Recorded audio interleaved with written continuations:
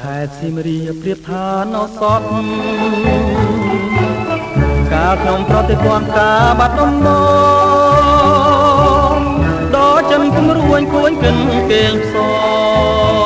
ងតែបាត់ដំបងបងស្មាចំបាឥឡូវបានយល់ចំពេសៀមរាបក្រអូបជួតជ្រាបពោពេញអរាទ្រុងបងបានស្បាយពីរឿងស្នេហានៅការចំបាឲ្យរៀមក្រៀមក្រមរយព្រួយរយនឹករយសែនទន្ទឹង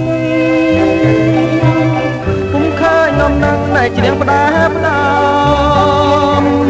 កន្លងក៏ទៅជាអាយុខែឆ្នាំ